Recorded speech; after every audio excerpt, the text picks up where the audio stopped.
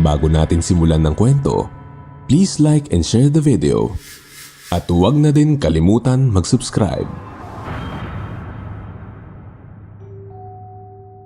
Hindi lahat ng pamilya ay pare-parehas.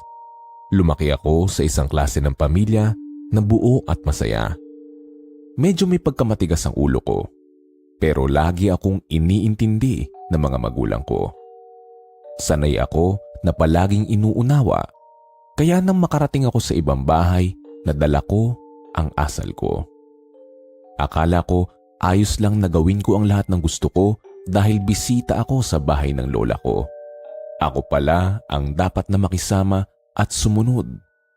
Kung sana pala sinunod ko na nung una pa lang ang mga bili nila, hindi na sana ako nakaranas ng mga kababalaghan sa bahay nila. Ako nga pala si Clarence at ito ang aking kwento. Magandang araw sa inyong lahat. Gusto kong ibahagi ang naging karanasan ko 4 na taon na ang nakalilipas. Matigas kasi ang ulo ko dati. Pasaway at medyo mahirap intindihin. Nang dahil sa katigasan ng ulo ko na hindi na yata mahandle ng nanay ko, pinagbakasyon ako ng papa ko sa bahay ng mga magulang nila. Excited pa ako noon. Kaso pagdating ko doon, ang weird ng mga tao. Lalo na ni Lola. Kung ano-anong kababalaghan ang naranasan ko sa poder ng kakaibang pamilya ni Lola. 4 years ago, fresh graduate ako sa kursong edukasyon. Ayaw ko pa ng stress kaya hindi na muna ako nag-take ng board exam. Hindi ko rin naman sigurado kung ipagpapatuloy ko ba ang pagtuturo. Tingin ko kasi hindi naman talaga yon para sa akin. Tambay ako sa bahay. Wala namang problema ang mga magulang ko kung hindi muna ako magtatrabaho. Si Papa noon working abroad dahil pinag-aaral pa ang isa kong kapatid na magkokolehiyo na rin. Minsan para may magawa ako, tumutulong na lang ako kay Mama na magbantay sa tindahan. Maghapon akong online sa mga social media accounts ko. Pagsapit ng gabi, pumupunta naman ako sa mga barkada ko. Nagbabantay ako sa tindahan ni Mama noon habang si Mama ka-video call si Papa. Nakikinig lang ako sa kanila habang nagsiselfone ako. Biglang dumaan yung post ni Tito Kaloy, kapatid ni Papa. Nagpost siya ng family picture nila sa probinsya. Si Lola, 2 kong tito at isang tita. Wala si Papa dahil nga nasa ibang bansa. Nakaupo sila sa sofa pero katakatakang may space sa gitna ni Lola at Tito Wancho. Ganon din sa gitna ni na Tito Kaloy at Tita Mirna. Hindi ko alam kung bakit palaging ganon ang mga kuha nila sa litrato. Laging may espasyo para sa 2 tao. Doon ko lang naalalang tanungin si Papa na kausap ni Mama sa telepono.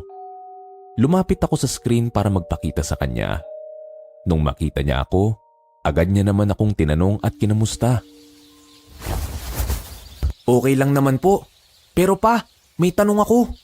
Bakit kapag nagpipicture sila Lola, laging may space para sa 2? Tumigil siya sa ginagawa niya para tignan ako. Sinagot niya ako na space daw yon para kay Lolo at isa kong tita na namatay na. Nakasanayan na raw nila na ganon ang ginagawa dahil para sa kanila buhay pa rin daw ang mga ito.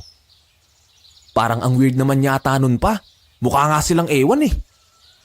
Nag-iba ang timpla ng mukha ni Papa nang dahil sa sinabi ko. Hindi ko napigilan ng bibig ko na magkomento tungkol sa pamilya niya at dahil doon, sermon agad ang natanggap ko. Bastos daw ako at hindi ko naginalang ang pamilya niya. Wala raw akong pakialam kung ganun man ang gustong gawin nila ni Lola. Buhay raw nila yon at wala akong karapatang magsabi ng kung ano-anong hindi maganda. Matalim din tuloy ang tingin na ibinibigay sa akin ni Mama. Sana pala hindi na ako nagtanong dahil biglang nag-iba ang mood nilang dalawa. Pagkatapos ng sandamakmak na sermon ni Papa, si Mama naman ang nagalit sa akin pagkapatay ng tawag. Hinayaan ko sila. Pasok sa isang tenga, labas sa kabila. O kaya naman umaakto na lang ako na parang walang naririnig. Sa isip ko makakalimutan din naman agad nila yon. Sanay kasi ako mabilis lang mawala ang galit nila sa akin.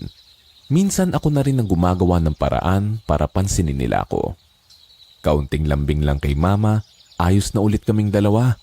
Nakuha ko pang mang-asar sa post ni Tito Kaloy. Tinawanan ko pa yon at nag-comment kung para sa akin ba ang space. Hindi niya naman ako nireplyan. Siguro hindi rin napansin. Hindi ako masyadong close sa kanila. Bilang sa daliri kung ilang beses na kami nakapunta sa Batangas. Kapag nasa Pilipinas si Papa, doon lang kami nakakapunta sa kanila. Hindi rin naman kami nagtatagal doon ng ilang araw at mas gusto pa rin ni Mama na sulitin ang bakasyon ni Papa nang kami-kami lang. Wala akong ibang ginawa noon kundi pumunta sa bahay ng girlfriend ko na si Mia. Tambay, inom kasama ng mga tropa at girlfriend ang tangi kong inaatupag noon. Nang dahil doon tuluyan nang nagalit si Mama sa akin.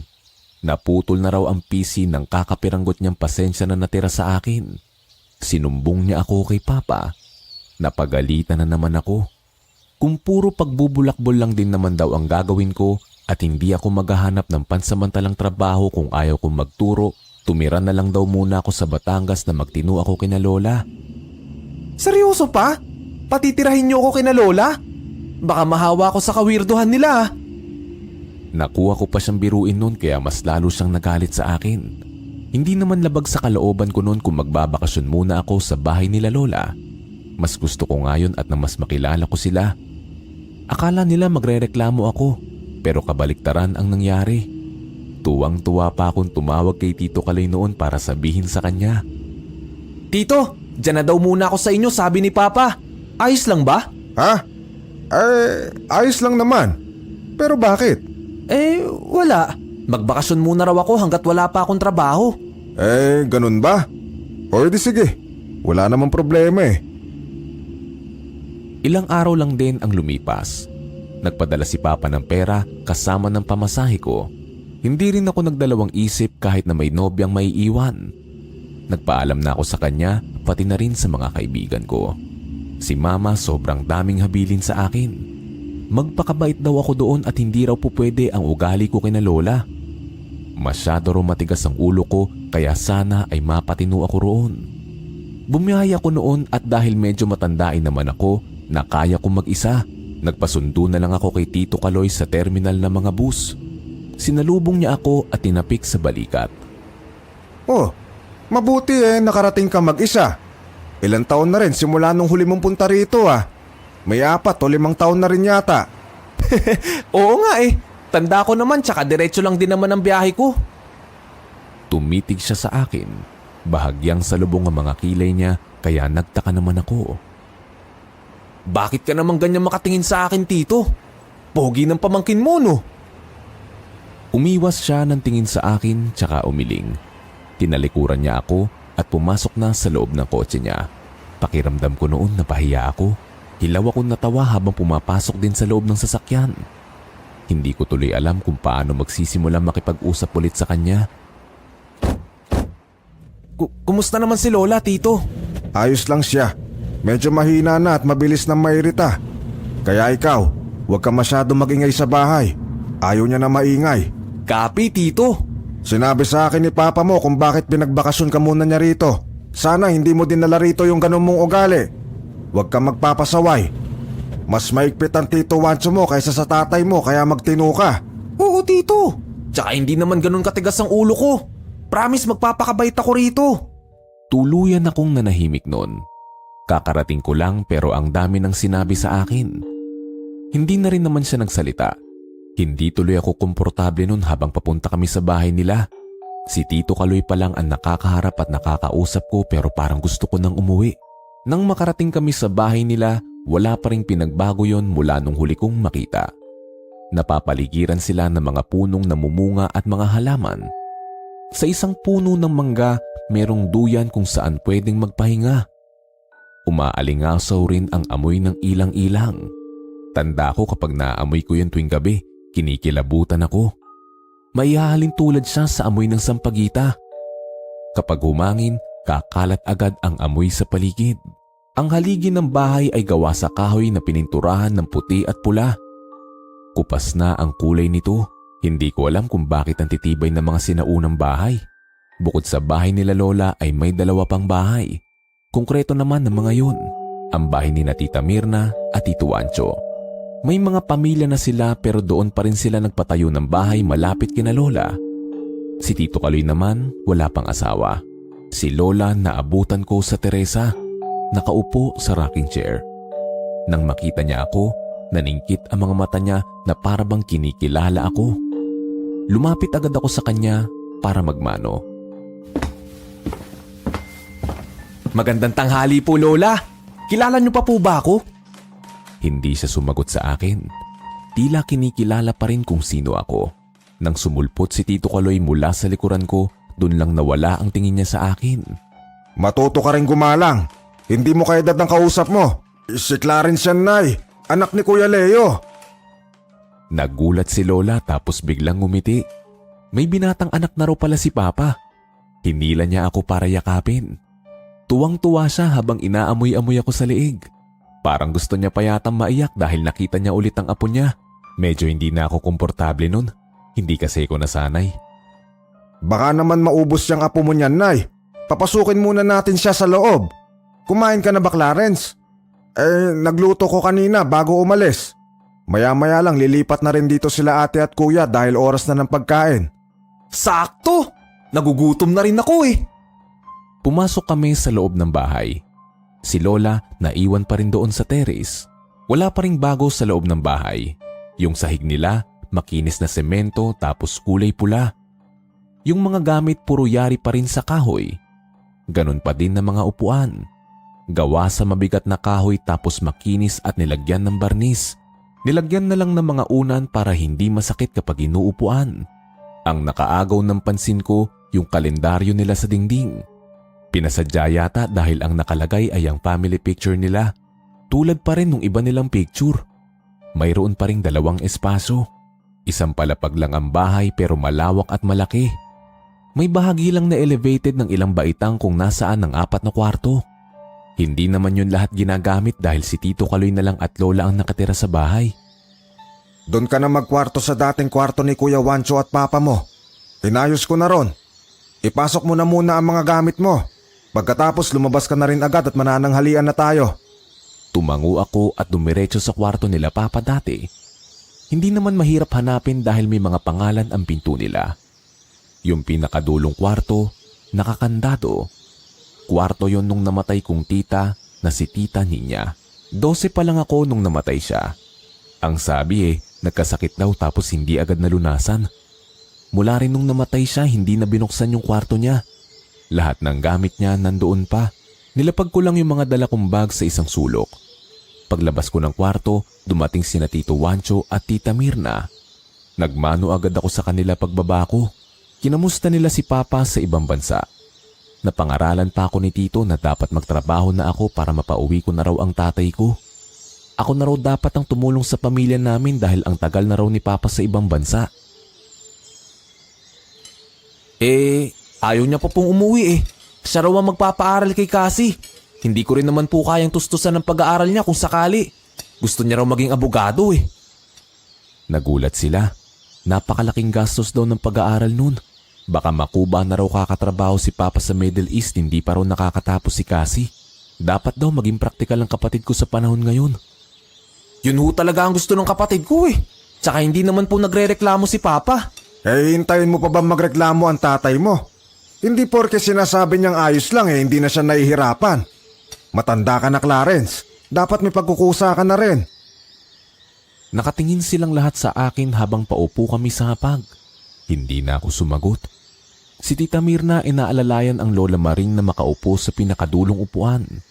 Nagtaka ako nang mapansin na umupo si Tito Wancho at Tita Mirna sa upuan na walang nakatapat na mga pinggan. Samantalang may 2 bakante roon na may nakalagay na mga plato, baso at kutsara. Maraming hinandang pagkain si Tito Kaloy. Nagdasal muna kami bago kami kumain. Ang tito at tita ko hindi sumandok ng pagkain nila. Nakikipag-usap lang sila kay Lola. Hindi po ba kayo kakain? Tumingin sila sa akin at sumagot na hindi. Kumain na raw sila sa mga bahay nila. Pumupunta lang daw sila roon sa oras ng pagkain para kumpleto sila sa hapag. Ayaw raw kasi ni Lolo kumain nang may kulang sa kanila. Para saan tong 2 sobrang plato? Sa Lolo Abner at Tita Ninya mo yan. Ha? Di ba patay na po sila? Bakit kailangan pa po silang lagyan ng plato? Tuluyan kong nakuha ang atensyon nilang lahat. Seryoso silang nakatingin sa akin. Ang tagal naging tahimik ng hapag. Biglang natawa ng mahina si Lola. May pinggan dyan dahil nandyan sila.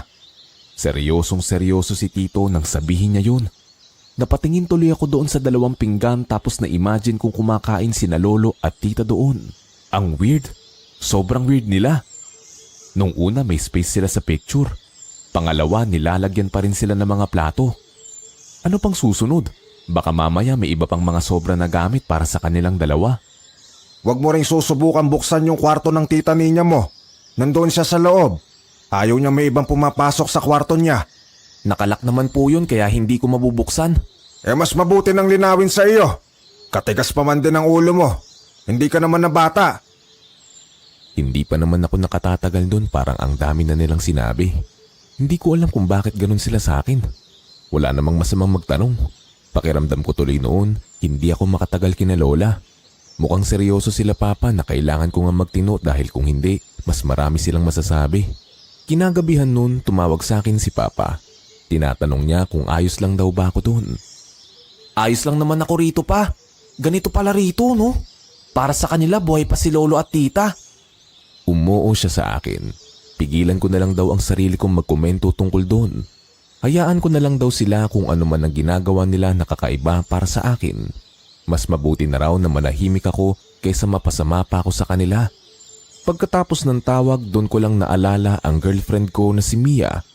Maghapon pala akong hindi nakapag-message sa kanya. Magkaklase kami dati at parehas kaming nakapagtapos. Parehas din kaming wala pang balak mag-exam. Ang plano namin sabay na lang kami kung sakali mang itutuloy ko ang pagtuturo. Sinabi ko sa kanyang na babagot ako kina Lola at sana pala hindi na lang ako pumunta. Tinanong niya ako kung gusto ko raw ba ay sumunod siya sa akin sa Batangas. Na-excite tuloy ako bigla. Ang kaso hindi ko alam kung pwede.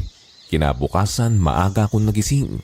Maaga ko rin kasing narinig ang mga boses nila. Paglabas ko ng kwarto, nandun ang mga pinsan kong mga bata pa. Nandoon din ang mga asawa ni Tito Wancho at Tita Mirna. Nung makita ako ng mga bata, nagtatakbo sila papalapit sa akin. Napalibutan nila ako. Wala pa naman ako nun sa mood dahil bagong gising pa kaya hindi ko sila pinansin. Dire-diretso ako sa banyo para maghilamos at magmumog. Paglabas ko, sinalubong ako ni Tito Kaloy. Hindi ka man lang bumati sa mga bata. Hindi ka rin nagmano kay Tita Lucy at Tito Jeff mo. Linggo ngayon. Araw ng pamilya kaya nandito silang lahat. Gusto ng lolo mo kumpleto ang lahat kapag araw ng linggo. Kayo lang naman ang palaging wala dahil malayo kayo. Pasensya na Tito. Bagong gising kasi ako kaya hindi ko sila napansin. Bumalik ka doon at magmano ka. Pagkatapos samahan mo ko rito sa kusina. Tulungan mo ko maganda ng mga pagkain nang may maitulong ka naman. Sige Tito, labas muna ulit ako dun. Sinunod ko ang utos ni Tito noon kahit medyo nababadrip ako sa pagiging istrikto niya sa akin. Hindi kasi ko sanay na bawat galaw ko ay napapansin. Parang lahat ng gawin ko sa bahay na yun ay napupuna. Pagkatapos kong magmano sa mga tito at tita ko, babalik na sana ako sa kusina nang tawagin ako ni Tito Wancho. Hindi pa raw ako bumabati kay Lolo pati na rin kay Tita Ninya. Tinuturo niya pa ang mga litrato nila sa ibabaw ng pasimano. Salubong tuloy ang mga kilay ko habang tumitingin doon. Hindi ko alam ang gagawin ko, lalo pa at nakatingin silang lahat sa akin. Lumapit ako doon sa gitna. Kunwari kong hinawakan ang mga litrato nila. Good morning po! Nahihiya akong umalis doon at bumalik sa kusina. Wala naman nang sinabi sa akin si Tito Kaloy. Basta tinulungan ko siya sa kusina. Naglaro lang ang mga bata. Sobrang ingay sa bahay. Ang mga nakatatanda walang ibang naging usapan kundi pagbabalik tanaw noong nabubuhay pa sina Lolo at Tita Ninya. Hindi ko talaga nun mapigilan mag-isip kung bakit parang tinuturing pa rin silang buhay. Umaakto ang pamilya ni Lola na parang buhay pa ang mga taong namayapa na. Nakatagal naman ako roon kahit papaano. Nasasanay na rin ako sa kanila. Nananahimik na lang ako at hindi na nagtatanong pa kapag may napapansin ako. Tulad na lamang kapag kinakausap nila Tito ang picture ni Lolo. Nakikipagkwentuhan sila rito na parabang sasagot sa kanila ang litrato. May 2 linggo na ako sa kanila. Nang sabihin ni Mia sa akin na hindi raw siya maayos sa bahay nila, nag-away raw sila ng nanay niya at gusto niyang sumunod sa akin. Nag-aalala ko noon kaya naman ipinagpaalam ko agad sa kanila kung ayos lang ba na papuntahin ko ang girlfriend ko doon. Ayos lang po ba na papuntahin ko rito ang girlfriend ko? Sino? Si Mia? Saan siya matutulog dito? Nagsalita si Lola bigla. Hindi raw kami pwede magsama sa iisang kwarto kung pupunta si Mia. Hindi raw pwede ang ganun kay Lolo. Pwede naman po siguro siya sa kwarto ni Tita Ninya. Agad silang umangil sa akin. Sabay-sabay pa silang umiling. Magagalit ang tita mo. Kung gusto mo, doon siya sa kwarto. Tapos ikaw, pwede ka ron sa kwarto ko. Tumango na lang ako para hindi na humaba pa ang usapan. Basta umuo sila sa akin. Nung sinabi ko kay Mia na pumayag sila, agad siyang nag-asikaso papunta sa akin. 2 araw lang din ang lumipas nang dumating siya. Magilo siyang bumati at nagpakilala sa buong pamilya ni Lola. Nagustuhan naman nila siya ng dahil doon. Magpapasko na nun kaya tinanong siya kung ayos lang ba na wala siya sa kanila. Sumagot naman siya na ayos lang. Pero hindi niya sinabing hindi sila maayos ng pamilya niya. Naging maayos naman ng mga unang araw ni Mia roon. Bago siya pumunta, sinabi ko na rin naman sa kanya na medyo weird ang pamilya ni Lola. At naintindihan niya naman kaya hindi na siya nagtaka.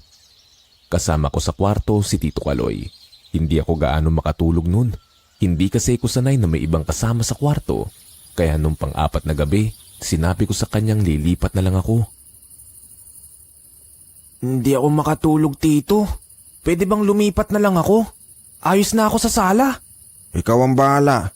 Magdala ka na lang ng kumot at unan mo roon. May electric fan naman doon. Buksan mo na lang. Lumabas na ako ng kwarto. Sinubukan kong humiga roon sa sala, pero hindi pa rin ako makatulog. May 1 oras na yata akong nakahiga roon, pero gising na gising pa rin ang diwa ko. Sumagi sa isip ko ang kwarto ni Tita Ninya. Nakakandado yun, pero naalala ko may mga kumpol ng susi na nakasabit sa dingding. Tumayo ako at kinuha yon. Sa isip ko, tulog na naman silang lahat. Maaga na lang akong gigising para hindi nila malaman na doon ako matutulog. Mayroong 6 na susi, sinubukan ko isa-isa. Nung pang-4 na susi na ang pinasok ko, nabuksan ko na yon. Luminga pa ako sa paligid para siguraduhin walang makakakita sa akin. Dahan-dahan kong pinuksan ng pinto. Sinalubong ako ng malamig na hangin pagpasok ko.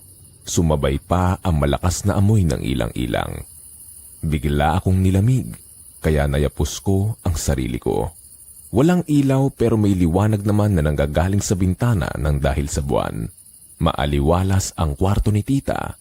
Lahat ng mga gamit niya ay kumpleto pa rin doon at maayos. Meron siyang vanity mirror. May mga makeup siya roon. May maliit ding Bluetooth speaker sa gilid. Lahat ng gamit niya kulay pink. May mga koleksyon siya ng pabango na nakadisplay. Pambabae ang kwarto niya. Dalaga kasi ito nang namatay. Hindi naman ako natakot noon. Komportable pa nga ako nahiga sa kulay pink niyang kama. Nung humiga ako, pati una ni Tita, ang bango. Amoy babae talaga. Hindi siya amoy fabric conditioner. Amoy shampoo na para bang humihiga pa rin doon si Tita. Agad naman akong kinilabutan sa naisip kong yun. Nilibot ko pa ang paningin ko sa loob bago ako tuluyang nilukob ng antok. Nagising ako nung madaling araw na may yumakap sa ilong ko na matapang na amoy. Para bang may nag-spray ng pabango. Kalat na kalat ang halimuyak nito sa buong kwarto. Kinusot ko ang mga mata ko para i-check ang cellphone na nasa ilalim ng unan ko. 3:00 na ng umaga, nabahinga ko sa sobrang tapang ng amoy sa ilong ko. Hindi ko kinaya at tumabas na ako ng kwarto. Sinigurado kong nilak ko ulit yun dahil baka may makaalam pang pumasok ako doon. Paglabas ko naman, nawala na yung amoy. Nahiga ulit ako sa sofa at doon na ako inumaga. Bumangon na ako nung narinig kong lumabas na si Tito Kaloy. Nag-iinat ako noon nang mapatingin siya sa akin. Nagpabango ka ba? Ang lakas ng amoy. Ha? Hindi po. Kaamoy mo pa yung paboritong pabango ni Ninya eh. Matamis na matapang. Baka kay Mia po. Kumapit lang siguro sa akin.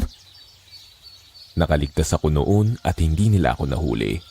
Nung sumunod na mga gabi, doon pa rin ako sa kwarto ni Tita natutulog. Tapos lalabas na ulit ako kapag alas 4 na ng umaga. Hindi ko alam kung bakit ang sarap ng tulog ko dun sa kwarto niya. Mahimbing na mahimbing ang tulog ko. Minsan nga ayaw ko nang bumangon. Ang weird, pero pakiramdam ko kapag nandun ako, may humihili sa akin sa pagtulog. Lunes noon, araw ng check-up ni Lola. Kaming dalawa lang ni Mia ang maiiwan sa bahay dahil maaga silang umalis. Hindi raw sigurado ni Tito kung anong oras sila makakauwi. Baka gabi na raw at minsan mahaba ang pila sa doktor ni Lola. Tanghalian, si Mia ang nagasikaso sa akin. Natawa ako nang nakita kong naglalagay siya ng 2 pang sobrang plato kahit kami lang 2 lang naman ang kakain. Ano ka ba naman, babe? Nahawa ka na sa kawirduhan nila, Tito. Huwag ka na maglagay ng sobrang plato dyan. Tayong 2 lang naman na nandito eh. Dagdag hugasin lang yung mga yan. Nag-alangan siyang sumunod sa akin. Binilin daw kasi yun ni Tito Kaloy sa kanya bago sila umalis. Hayaan mo na. Hindi naman nila malalaman na hindi natin sinunod eh. Wala siyang nagawa. Sinauli niya yung plato at baso na ilalagay niya sana sa mesa. Kumain kami habang nagkukwentuhan. Dahil si Mia ang nagluto, ako ang maghuhugas ng pinagkainan. Nilagay ko na ang mga pinggan at baso sa tabi ng lababo. Nung babalik ako sa lamesa para itabi ang mga sobrang pagkain, napatalon ako sa gulat nang bigla na lang mabasag ang isang baso. Takang-taka kong nilingon sa sahig ang nagkapira-pirasong baso. Imposibleng malaglag yun dahil sa pinakagilid ng lababo ko yun nilagay. Agad lumapit si Mia para magtanong. Nabasag bigla yung baso. Hindi ko naman nasanggi. Nandito na ako sa lamesa nung nalaglag eh. Hindi siya sumagot. Siya na ang naglinis nung nabasag habang ako nagtataka pa rin. Wala naman pusa nun. Hindi naman mababasag yun kung walang makakasanggi. Hinugasan ko na yung mga pinagkainan. Si Mia naglilinis ng bahay. Naisip kong magpatugtog. Sayang kasi yung malaking speaker sa sala kung hindi naman nagagamit. Sabi kasi ni Tito Kaloy, ayaw raw ni Lolo na maingay na bahay. Kung mag-iingay man daw, gusto niya nang dahil sa tawanan ng pamilya niya. Hindi ko alam kung bakit patuloy pa rin nilang sinusunod ang mga gusto ng taong matagal ng patay. Nagpatugtog ako ng malakas. Yung mga music na nauuso noon. Meron pang mga pamparty. Si Mia ginanahan tuloy maglinis ng buong bahay. Alas 3 ng hapon, dumating sila Tito. Nagmamadali siyang pumasok sa loob. Pinatay niya bigla yung speaker. Ba't nagpapatugtog kayo ng malakas? Magagalit si tatay. Oras na ng siesta niya. Tito, patay na si Lolo. Hindi patay si tatay. Nandyan lang siya, Clarence. Binabantayan niya tayong lahat dahil mahal niya tayo. Ayaw niya tayong iwan. Natakot ako sa inasta ni Tito noon. Dumating din sina Tito Wancho at Tita Mirna. Nagtatanong kung ano ang nangyayari. Itong anak ni Kuya Leo, napakatigas ng ulo. Nagpapatugtog eh. Natutulog ang tatay ng ganitong oras. Naggalit si Tito Wancho nang dahil doon. Sa sobrang galit niya, wala na ako naintindihan sa mga isinisigaw niya sa akin. Si Tita Mirna, inaalos si Lola na parang aatakihin na sa puso. Si Mia naman, nasa likuran ko. Para akong batang musmos na pinapagalitan nilang lahat. Nung matapos silang sigawan ako, pumasok ako sa kwarto ni Mia. Pinagagaan niya ang loob ko pero ang bigat-bigat talaga ng pakiramdam ko. Umiyak ako noon hanggang sa makatulog ako. Nagising ako, gabi na. Wala si Mia sa tabi ko. Nahihiya akong lumabas ng kwarto kaya hindi ako lumabas. Nagtatampo rin kasi ako. Kinatok ako ni Mia. Pinatatawag na raw ako para kumain ng hapunan. Bumuntong hininga ako at nag-ipon ng lakas ng loob para humarap sa kanilang lahat. Nahihiya akong tumungo na makaupo sa harap nila. Pasensya na po sa ginawa ko. Hindi na po mauulit. Pasensya na rin sa pagsigaw ko sa'yo kanina. Nadala lang ako ng emosyon ko. Iniisip ko lang ang tatay. Humingi rin ng paumanhin sa akin si Tito Wancho noon. Hindi na rin naman ako nagtanim pa ng sama ng loob sa kanila. Basta sinunod ko na lang din ang mga bili nila sa akin. Akala ko noon magiging maayos na kami. Hindi pala.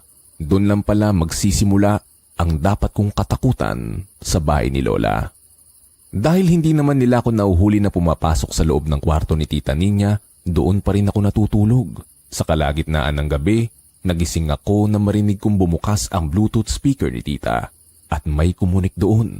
Napabalikwas ako ng bangon. Mahina lang yun. Sapat na para ako lang ang makarinig. Nang tignan ko yun, bukas nga ang speaker at umiilaw. Tsaka nagplay ang mabagal na saliw ng musika. Nangilabot ako sa takot. Mabilis akong tumayo at pinatay yun. Nagmamadali akong kinuha ang mga gamit ko palabas ng kwarto. Sakto naman paglabas ni Tito Kaloy sa kwarto niya. Namumungay pa ang kanyang mga mata. Nagkagulatan kaming dalawa. Clarence, anong ginagawa mo dyan sa kwarto ng tita mo? Napakamot ako sa ulo. Nawalan ako ng choice kundi aminin doon ako natutulog. Wala na siyang nagawa sa akin at napahilamos na lang sa muka. Suko na ako sa iyo, Clarence. Hindi kami nagkulang sa pagbibilin sa iyo. Ngayon, bahala ka nang harapin kung anong mangyayari sa iyo. Sinabihan na kita. Iniwan niya ako pagkatapos niyang sabihin yun. Hindi ko naman siya naintindihan. Sinundan ko lang siya ng tingin. Magdamag na bumagabag sa akin yun. Nung mga sumunod na araw, doon na tumindi ang mga nararamdaman ko. Naliligo ako sa banyo noon. Nung biglang lumamig ang pakiramdam ko hanggang patok, hindi ako mapakali. Pakiramdam ko may nanonood sa akin sa loob. Nagmadali na akong maligo dahil iba na talaga ang pagkatayo ng mga balahibo ko noon. Paglabas ko parang may sumalubong sa akin. Naramdaman ko siyang dumaan sa balat ko na parang mabilis na hangin. Hindi ako mapakali buong araw. Tahimik ako at hindi nagsasalita. Kinakausap nila ako pero panay tango at iling lang ang ginagawa ko sa kanila. Si Mia nagtataka na sa inaasal ko. Simula nung gabi na nahuli ako ni Tito Kaloy na natutulog sa kwarto ni Tita Ninya, hindi na ulit ako pumasok doon. Sa sala na ako natutulog. Isang gabi, tulog na silang lahat. Ako, gising pa rin at nagsiselfone sa sala. Kachat ko si Papa. Sabi ko sa kanya gusto ko nang umuwi pero ayaw niyang pumayag. Sinusumbong kasi ko nila Tito sa kanya. Hindi pa rin daw ako nagtitino. Abala ako sa pagtatype ng reply kay Papa noon na marinig kong may sumisitsit sa akin. Bumangon ako sa sofa at hinanap kung saan nanggagaling yun. Naulit-ulit ang sitsit. 3 beses. Madilim dahil patay ang lahat ng ilaw. Hindi ko alam kung saan ako lilingon. Napalunok ako ng laway. Tumaas na ang lahat ng balahibo ko sa katawan. May sumitsit ulit at sa pagkakataong yun, tumayo na ako. Binuksan ko ang ilaw. Wala akong nakita. Hindi ako nakatulog nung gabing yun. Binantayan ko ang sarili ko. Para akong baliw na mayat maya nililingon ng paligid dahil pakiramdam ko may nanonood sa akin. Nang mag-umaga, nadatnan ako ni Tito Kaloy na gising na. Binati niya muna ang lolo at tita niya bago niya ako kinausap. Ang aga mo yatang nagising. Tumango lang ako. Hindi ko sinabing hindi pa talaga ako natutulog. Habang tumatagal ako kina lola, mas lalong tumitindi ang pagkagusto kong umuwi na. Isa lang ang nasa isip kong paraan noon para makauwi na ako. Kailangan ko nang magpakabait. May 1 buwan na ako kina lola noon at hindi ko na kayang magtagal pa. Nagpresenta ako kay Tito noon na ako na lang ang magluluto ng tanghalian.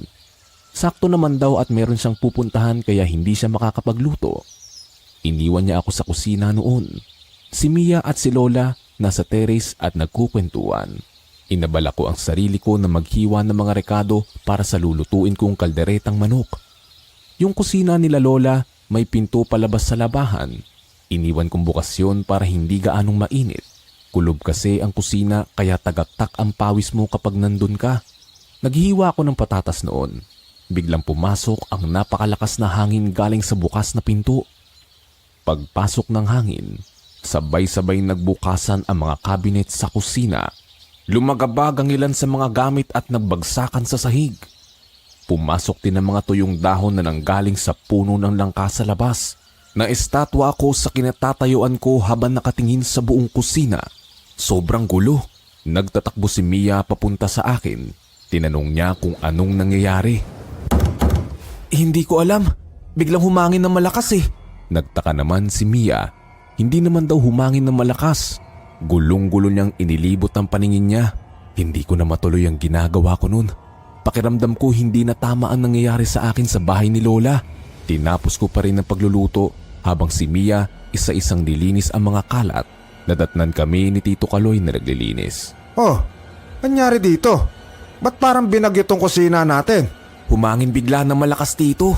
Humangin lang? Para tayong ninakawan dito eh. Hindi na maalis ang kaba sa dibdib ko noon. Tsaka lang kami nakakain ng tanghalian nung natapos na kaming maglinis.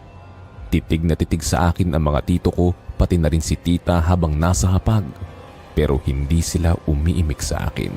Nanginginig ako habang sumusubo noon nang biglang magtanong si tito sa girlfriend ko. Mia, anong pabango mo? Palagi ko kasing naamoy kay Clarence. Kaamoy ng pabango ni Ninya. Kumunot ang noo ko. Hindi ko naamoy ang sarili ko. Wala naman akong ibang ginagamit sa katawan kundi deodorant. Panlalaki rin ang amoy nun. Sumagot si Mia.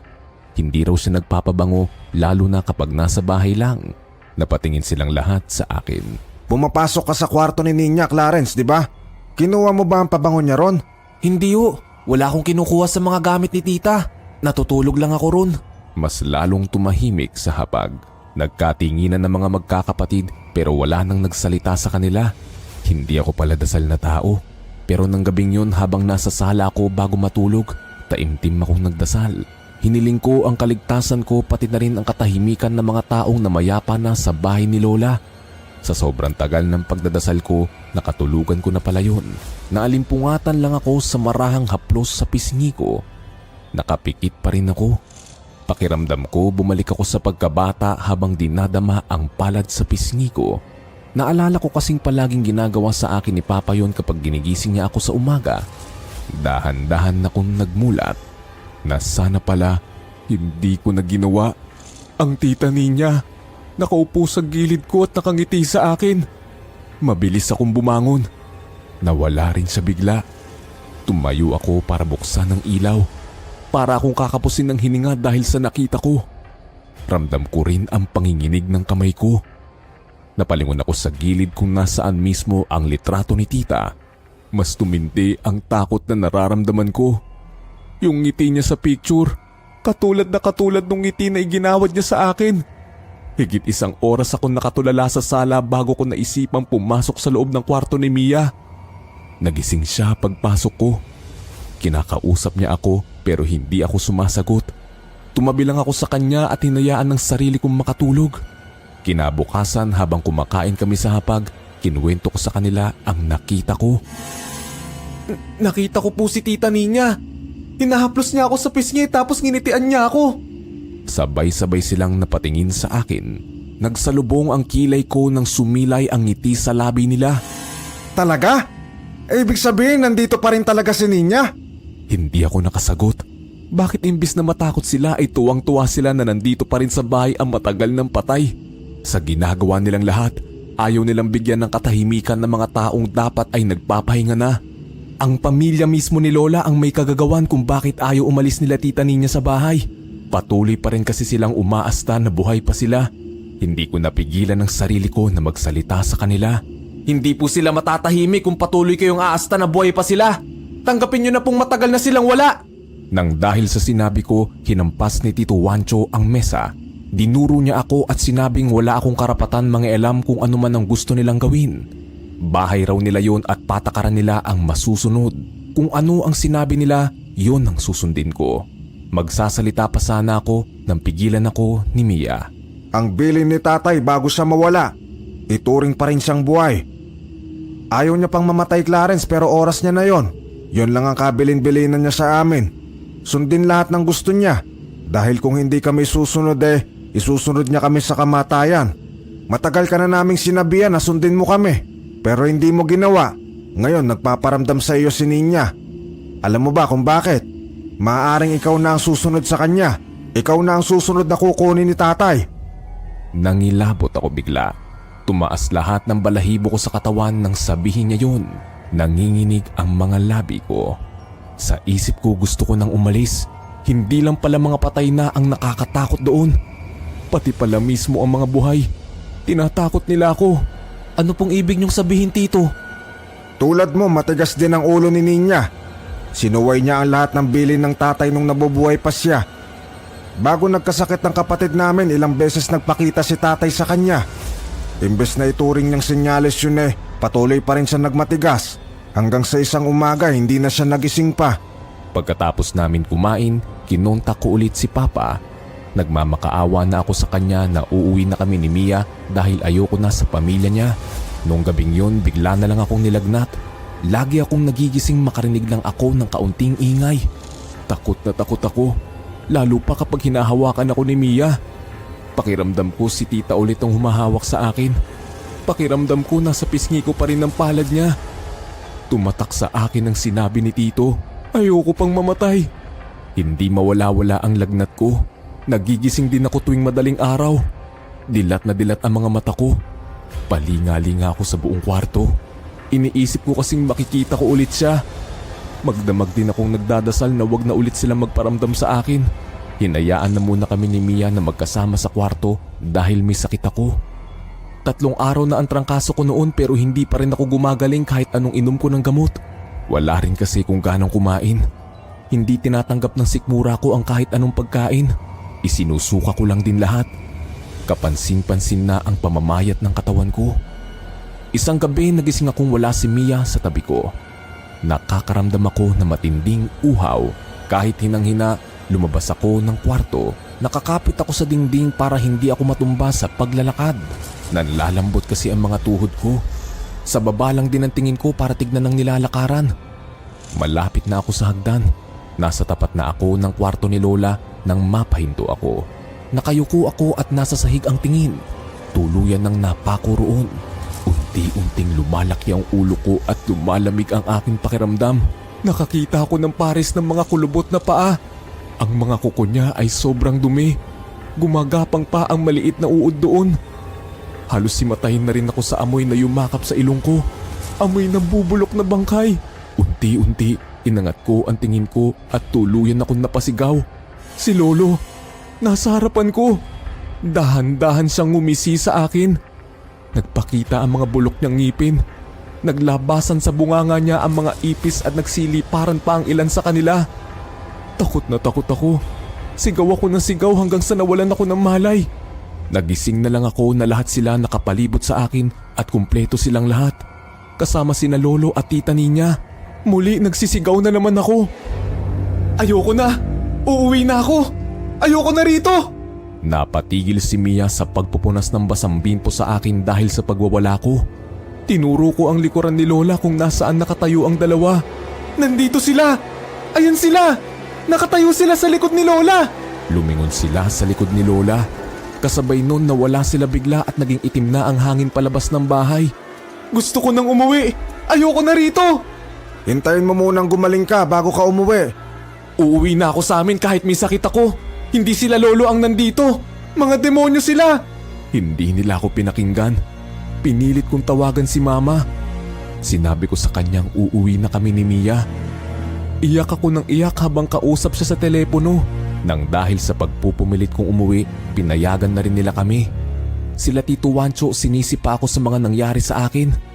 Kung sana raw una pa lang ay sununod ko na sila, hindi ko raw mararanasan ang mga bagay na yun. Kaya raw sila nagpakita sa akin dahil hindi ko sila nirespeto. Nagbingi-bingihan na lang ako.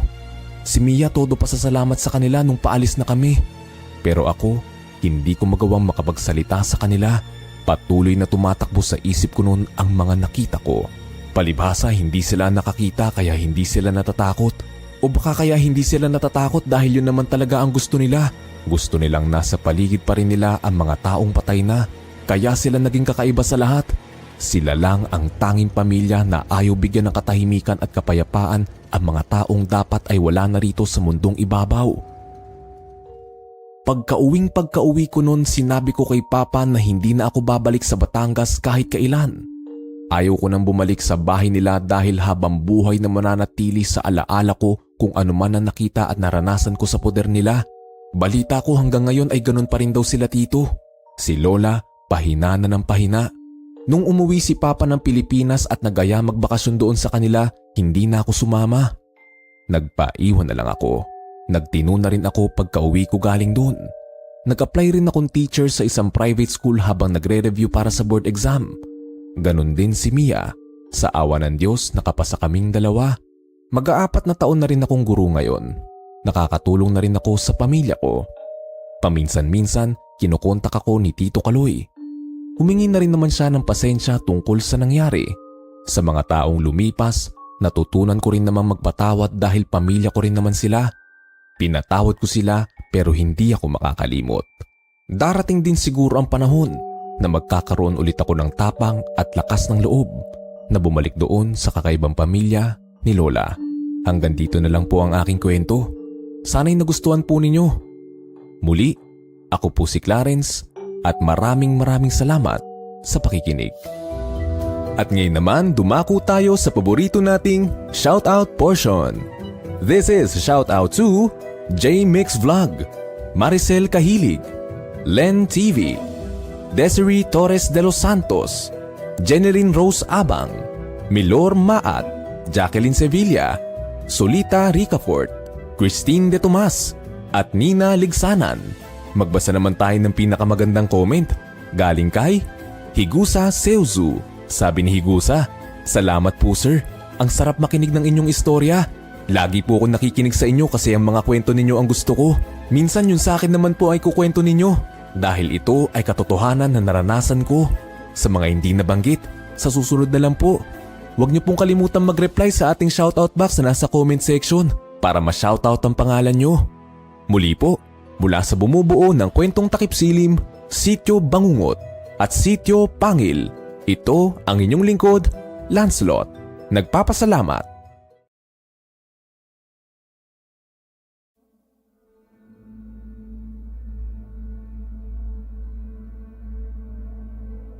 Pamana ni Lolo Felix.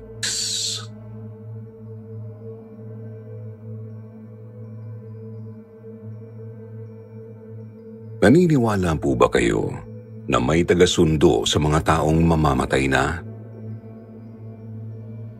Ito raw ang palatandaan na malapit nang mamatay ang isang tao. Hindi ako naniniwala sa mga ganyang bagay noon. In fact, hindi ako naniniwala sa anything paranormal dati. Para kasi sa akin, walang basihan ang mga ito. Pero hindi ko lubos akalain na isang pangyayari pala ang babago sa pananaw ko at maging sa buong buhay ko. Ito ay nangyari 5 years ago nung panahon na nagkaroon ako ng kakayahang ma-predict ang kamatayan ng isang tao.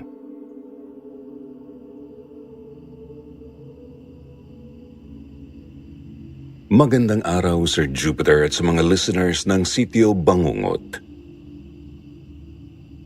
Itago niyo na lang po ako sa pangalang Tricia, 30 years old, taga Mandaluyong. Isa po akong nurse at nagtatrabaho sa isang kilalang ospital na hindi ko na lang papangalanan dahil wala naman itong kinalaman sa kwentong isishare ko sa inyo. Dati po kasi ay sa isang home for the aged ako nagtatrabaho. Hindi kalakihan ang sweldo ko doon kaya naman nagtataka ang parents ko kung bakit ayokong umalis doon. Ilang beses na rin akong in-encourage ng auntie ko sa US na doon na lang magtrabaho. Mas malaki naman kasi talaga ang sahod ng mga nurses sa ibang bansa. Willing si auntie na ipetisyon ako dahil gusto niyang magkaroon ako ng mas magandang buhay. Pero hindi ko tinanggap ang offer niya. Nagtataka nga ang mga kaibigan ko sa akin.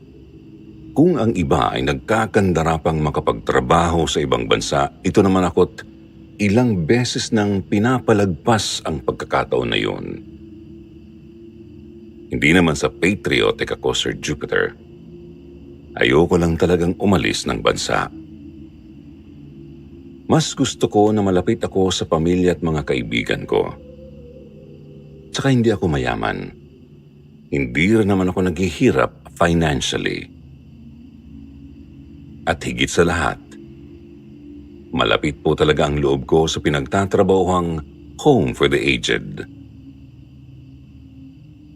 Close po kasi ako sa lolo't lola ko, kaya may emotional connection talaga ako sa mga matatanda.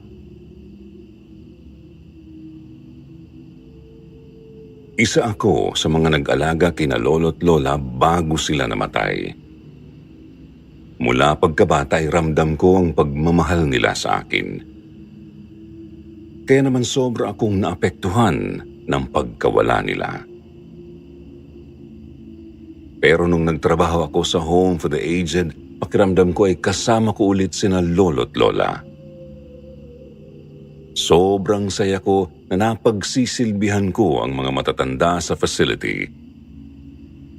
Kahit karamihan sa kanila ay moody, hindi po ako basta-bastang nauubusan ng pasensya. Tsaka sulit naman po ang pagod kapag nakikita ko ang ngiti sa mga labi nila. May mga oras din naman po na nakakausap ko sila ng maayos. At sobrang saya ko po sa mga pagkakataong yun dahil iba po ang wisdom ng mga matatanda. Ramdam na ramdam kong naiintindihan nila ako at ang mga pinagdadaanan ko.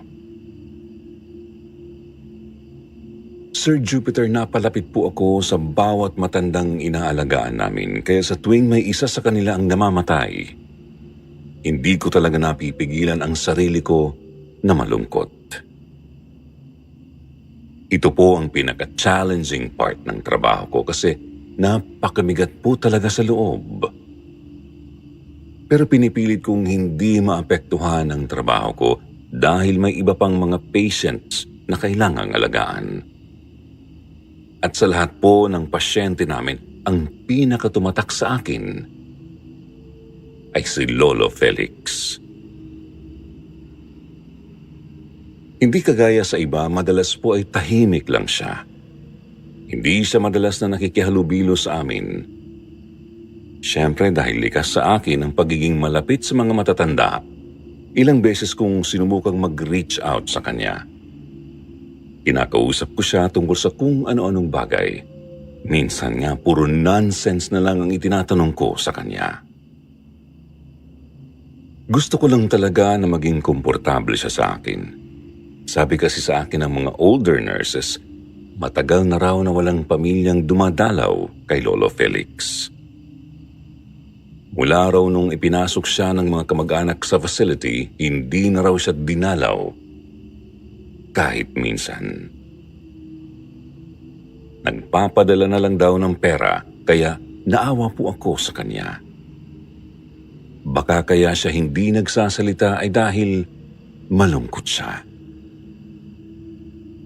Kaya naman po sobrang saya ko nung kinausap na niya ako. Tipid siya kung magsalita at halos wala naman akong nakuhang detalyadong sagot sa mga tanong ko sa kanya. Pero ayos lang. Progress pa rin yun sa akin kasi kahit papaano, nakakausap ko na siya.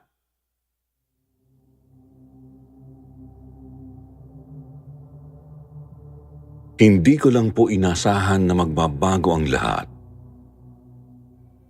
Tuwing nagsasalita kasi si Lolo Felix, lagi siyang may sinasabing nagpapakilabot sa akin.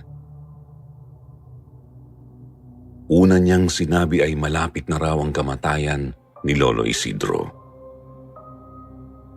Sabi ko sa kanya, huwag siyang magsalita ng ganyan. Pero ang sagot niya, parte daw sa buhay ng tao ang kamatayan. Hindi ito mapipigilan. Pagkatapos noon ay naging tahimik na ulit siya. Kinabukasan pagkapasok ko sa facility, nalaman ko na lang na binawian na pala ng buhay si Lolo Isidro kagabi.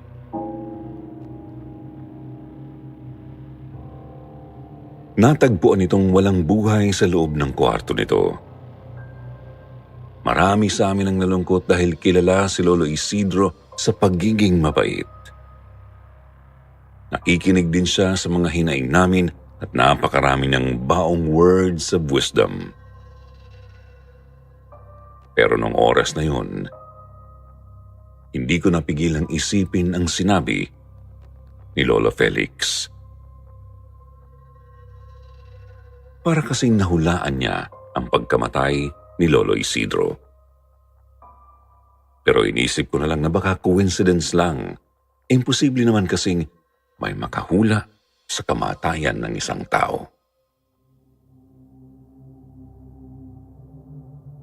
Ngunit muli pong nasundan ang panghuhula ni Lolo Felix nang minsan niyang sinabi sa kasama kong nurse na mamamatay raw ang nasa kabilang kwarto niya.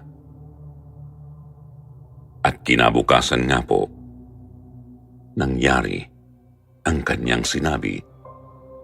Nang maabutan ring walang buhay sa loob ng kwarto, si Lola Fedelina.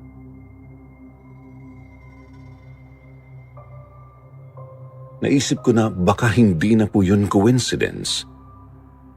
Baka may something talaga si Lolo Felix na nagiging dahilan upang mapredict niya ang kamatayan ng isang tao.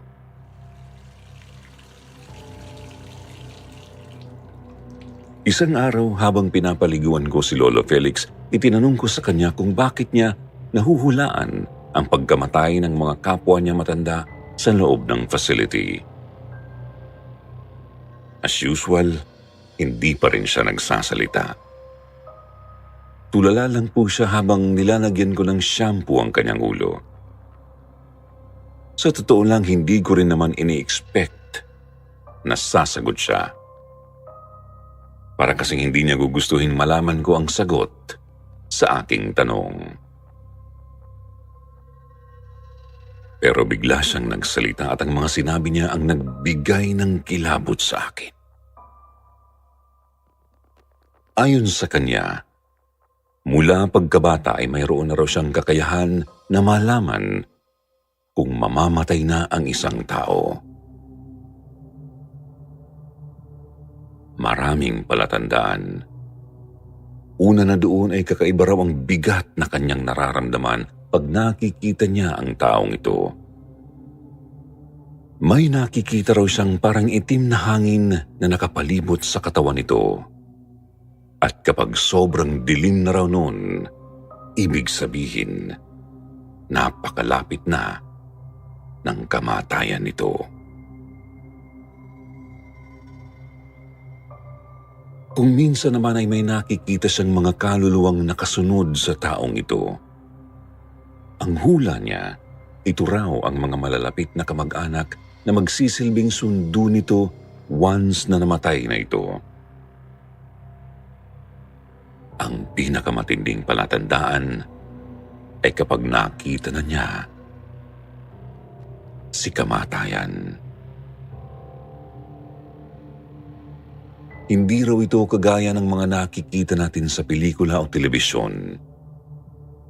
Para lang daw itong isang madilim na aparisyon. Isang anino, pero kapag nakita mo na siya, malalaman at mararamdaman mo kaagad na siya si kamatayan. Hindi ko lubos na mapaniwalaan ang mga sinasabi niya. Sa totoo lang, Sir Jupiter, hindi ko masyadong binigyan ng pansin ang mga sinabi niya noon.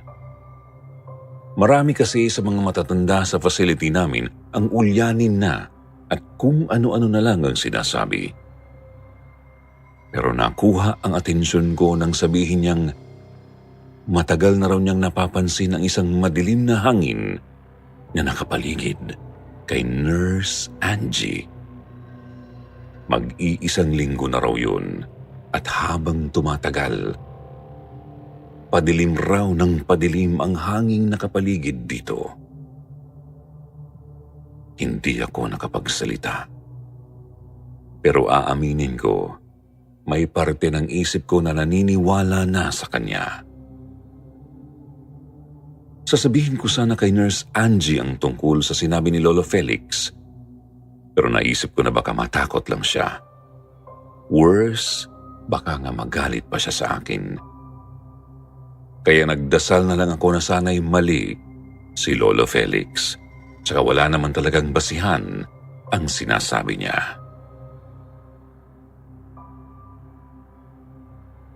Nakahinga ako ng maluwang nang lumipas ang 1 linggo at wala namang nangyaring masama kay Nurse Angie. Sinabi ko na lang sa sarili ko na baka nga ulyanin na si Lolo Felix, kaya't kung ano-ano na lang ang lumalabas sa bibig niya. Kagaya ng dati, tahimik pa rin siya at nakatingin lang sa kawalan.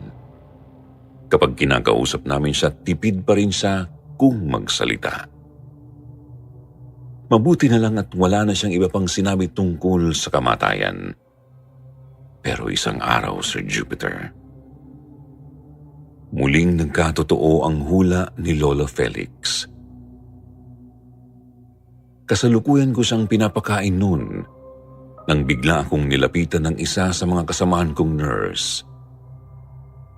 Sinabi niya sa akin na nabangga raw sa isang truck ang motor na sinasakyan ni Nurse Angie papasok sa trabaho. Sinubukan raw itong itakbo sa ospital pero dead on arrival ito at ang asawa nito na siyang nagmamaneho ng motor. Pinagpawisan ako ng malamig at nanginig ang aking katawan sa narinig ko. Kasabay noon ay napalingon ako kay Lolo Felix na walang mababasang ekspresyon sa mukha. Para bang in-expect na talaga niya ang nangyari. Naalala ko na naman ang sinabi niya sa akin tungkol sa itim na hangin na nakapaligid kay Nurse Angie. Muli ko siyang tinanong kung totoo ba ang mga sinabi niya. Ang sagot naman niya, may mga bagay raw sa mundo natin na mahirap ipaliwanag. May mga bagay na hindi kayang abutin ng siyensya. Pero totoo raw na nangyayari ang mga ito. Hindi naman daw niya ako pipiliting maniwala sa kanya, pero isinusumpa niya na nagsasabi talaga siya ng totoo. Hinamon ko sa kanya na patunayan niya ang sinasabi niya sa akin.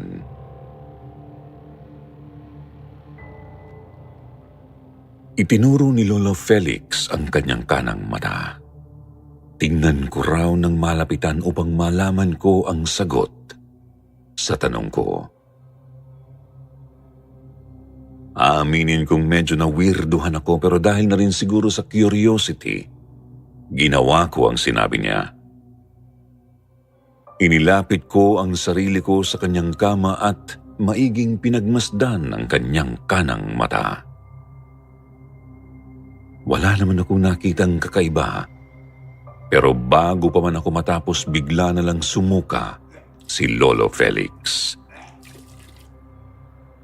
Nagkalat ang kanyang suka sa aking katawan, sa mukha ko at tumalsik rin sa aking mga mata. Malagkit po ito, may kasama pang plema. Hindi naman ako nandiri dahil sanay na ako sa mga ganitong pangyayari sa trabaho ko. Pero nagulat lang ako kasi masyado akong focused noon sa pagtingin sa mata niya. Napansin ng kasamahan kong nurse ang nangyari, kaya sinabi niyang siya na raw ang magpapakain kay Lolo Felix para makapaglinis na ako. Sir Jupiter, para sa akin ay wala lang ang pangyayaring yun. Ang hindi ko po in-expect, ang simpleng experience na yun pala ang magpapabago sa takbo ng buhay ko. Napansin ko na parang nanlalabo ang paningin ko at sumakit ang ulo ko. Kaya naman po umuwi na lang ako para magpahinga. Hindi rin ako nakapasok sa trabaho kinabukasan dahil masama pa rin ang aking pakiramdam. Medyo blurry rin ang vision ko noon, kaya naman sabi ko sa sarili ko, pag hindi pa rin bumuti ang kalagayan ko bukas, magpapatingin na ako sa doktor. Pero parang milagro po na bumalik sa normal ang pakiramdam ko kinabukasan. Malakas at masigla na ulit ako. Malinaw na rin ang aking paningin. Ang akala ko nga ay okay na ang lahat. Yun pala. Nagsisimula pa lang ang aking kalbaryo.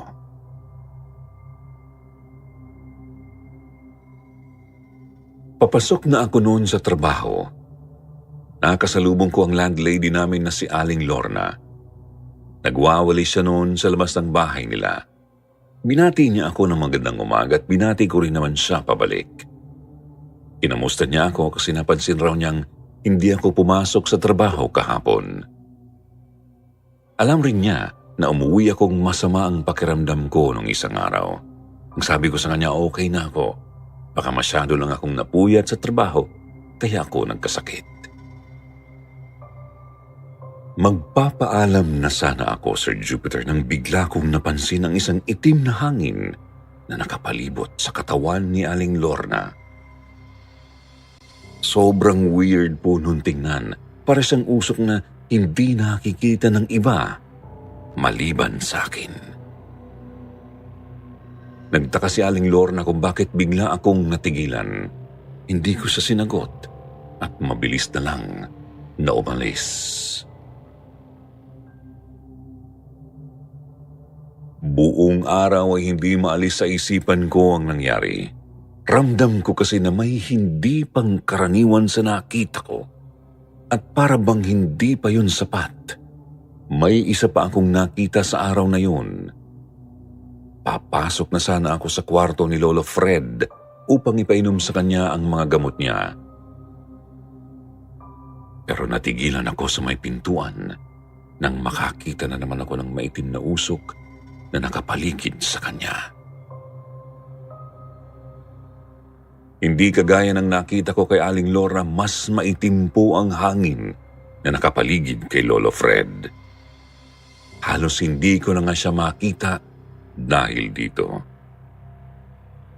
At ilang segundo lang ang nakalipas ay naghihingalo na siya. Nakita ko siyang pilit na hinahabol ang kanyang paghinga. Mabilis kong tinawag ang mga kasamahan kong nurses upang saklolohan si Lolo Fred. Nanigas na po kasi ako noon at wala na ako sa sarili. Tumakbo ako palayo at dumiretso sa may maliit na chapel namin. Nagdasal ako ng nagdasal kasi hindi ko maipaliwanag kung ano ang nangyayari sa akin. Naguguluhan ako. Natatakot.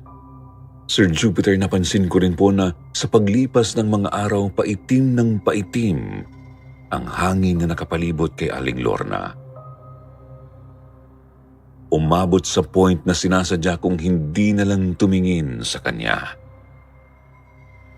Hanggang sa isang araw nang umuwi ako, nabalitaan ko na lang na wala na raw si Aling Lorna. Nag-away raw ito at ang asawa nito. Iyak nang iyak si Aling Lorna dahil muntik raw itong pagbuhatan ng kamay ng asawa. Dahil dito ay inatake ang matanda sa puso.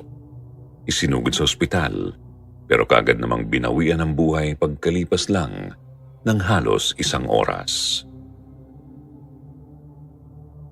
Dahil sa mga nangyari, muling pumasok sa isip ko ang mga sinabi noon ni Lolo Felix. Nagmamatch kasi ang mga kwento niya sa mga nangyayari sa akin. Naalala ko rin nung sinukahan niya ako habang tinitingnan ko ang kanan niyang mata. Tumalsik pa nga noon ang malagkit at maplema niyang suka sa mata ko. Isang gabi tiningnan ko ang aking refleksyon sa salamin. Nag-focus ako sa mga mata ko at kapansin-pansin po ang isang nunal sa lower right ng 2 kong mga mata. Kung hindi mo titingnan ng maigi, hindi mo rin ito mapapansin. Para lang kasi itong maliit na tuldok. Pero nakakasiguro akong wala yun doon mula sa pagkabata ko. Hindi kaya lumitaw lang yun mula nung tumalsik ang suka ni Lolo Felix sa aking mga mata. Parang imposible ang mga naiisip ko, Sir Jupiter. Naisip ko pa nga na baka nahihibang na ako. Imposible. Pero wala na akong iba pang maisip na explanation sa mga nangyayari sa akin. Kaya naisip kong pilitin na si Lolo Felix na sabihin sa akin kung ano ang nangyayari. Sa mga nakalipas na araw, wala na kasi sa amin ang nakakausap sa kanya. Mas naging tahimik na siya at hindi na sumasagot pag tinatanong namin. Pero kailangan ko siyang pilitin. Kailangan ko ng kasagutan. Kailangang may gawin ako upang masolusyonan ang problema ko. Habang papasok sa trabaho, iniisip ko kung ano ang gagawin ko upang makakuha ako ng sagot mula kay Lolo Felix. Nagko-commute po ako noon nang may nadaanan akong aksidente. Isang motor at kotse ang nagsalpukan. Duguan ang driver ng motor, halatang wala ng buhay. Napakaraming tao ang naroon, may pulisya at ambulansya. Pero sa gitna ng lahat ng gulo, hindi nakaligtas sa paningin ko ang isang malaking bulto na kulay itim. Nakatayo ito malapit sa driver ng motor. Para lang itong aparisyon na hindi nakikita ng iba. Kinabahan ako nang ma-realize ko kung sino ang nakita ko. Tumalikod ako at napa-sign of the cross. Tama pala talaga si Lolo Felix. Mararamdaman at malalaman mo talaga pagkaharap mo si kamatayan. Hanggang ngayon ay tumataas pa rin ang balahibo ko pag naaalala ko ang pangyayaring yun. Pagkarating ko sa trabaho, agad kong hinanap si Lolo Felix. Ayokong magsayang ng oras. Gusto ko agad siyang makausap. Dumiretso ako sa kwarto niya pero wala siya doon. Nagpaikot-ikot ako sa facility pero wala talaga siya. Hanggang sa sinabi ng isang nurse ang balitang gumulantang sa akin. Binawian na raw ng buhay si Lolo Felix kagabi.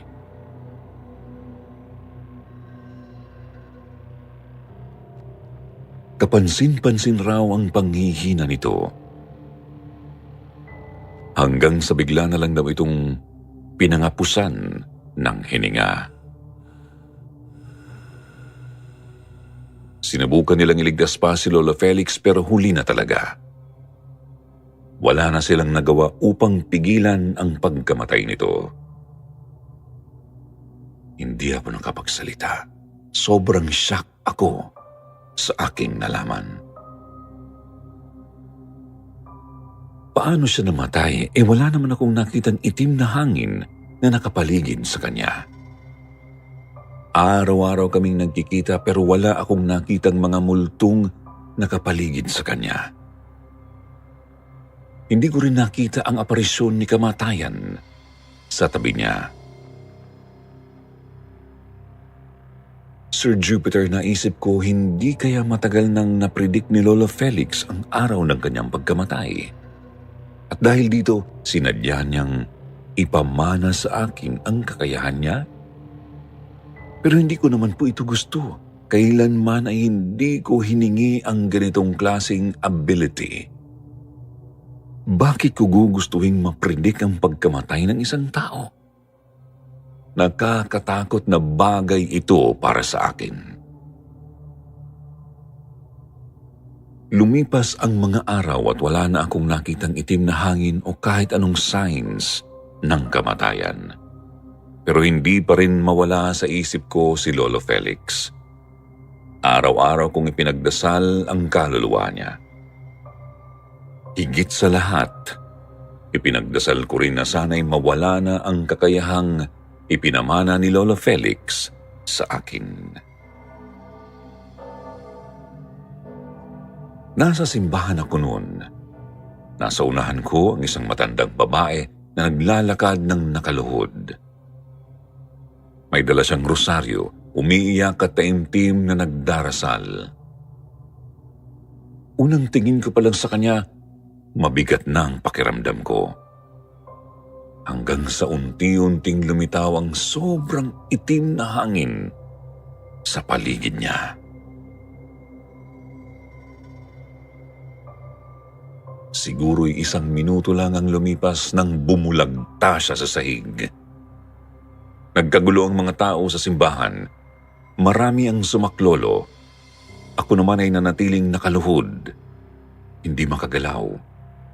Gulat na gulat pa rin sa nasaksihan. Narinig ko ang sigawan nila na patay na raw ang matanda, pero halos wala ng ibang nagrehistro sa utak ko. Sir Jupiter, nung araw na yon, nagdesisyon akong mag-resign na sa pinagtatrabahuan kong Home for the Aged. Hindi ako sigurado kung makakatulong ito sa akin, pero kailangan kong lumayo sa lugar kung saan mas lalo kong maaalala si Lolo Felix. Sinubukan akong pigilan ng mga katrabaho ko pero buo na ang desisyon ko. Simula nung umalis ako doon, dumalang ang mga weird na pangyayari sa buhay ko. Hindi rin ako tumigil sa pagdarasal. Paminsan-minsan ay may nakikita pa rin akong itim na hangin na nakapaligid sa isang taong hindi ko naman kilala. Minsan nga, nakakasalubong ko lang sa daan. Naging normal na bagay na lang ito para sa akin. Ayon kasi sa nakausap kong paranormal expert, nabuksan raw ang aking sixth sense. Pero sa tulong ng dasal at matatag na pananampalataya ko sa Diyos, unti-unti na pong bumabalik sa normal ang buhay ko ngayon. Kahit na hindi pa talaga completely normal, alam kong darating ang araw na magiging mas maayos rin ang lahat. Sana po nagustuhan niyo ang kwentong isinare ko sa inyo. Salamat po sa pagkakataong ito at God bless po sa ating lahat. At ngayon naman, eto na ang inyong paboritong portion. Shout out kay Garcia Daisy, Tess Aguilar, Ansale Garcia, Maria Ana Villa, Daisy Flores, Rizeline Davida, Shasha Sudario, Mary Ann Calma, Mayumi Makisig, Colette, at kay Rose Days Alun. Basahin naman natin ang ilan sa mga gandang comment mula kay na Roxanne Astillero at Imelda Culucar. Sabi ni Roxanne sa kwentong Anino sa Bahay, ang gandang birthday gift naman po nito, Sir Jupiter. Salamat po sa pag-share ng story ng bahay po namin. Nabasa din sa wakas, send po ako ulit ng iba pang horror stories. Sabi naman ni Imelda, magandang umaga or magandang gabi sa mga avid listeners ng Sityo Bangungot. Lagi akong nakikinig ng mga true horror stories nyo kasi nakakawiling makinig, nakakawala ng pagod habang naglalaba ako. Sa mga hindi po nabati at nabanggit, sa susunod na lang po, huwag niyo pong kalimutang mag-reply sa ating shoutout box na nasa comment section para ma-shoutout ang pangalan nyo. Muli po mula sa bumubuo ng Sityo Bangungot. Ito po ang inyong lingkod, Jupiter. Nagpapasalamat.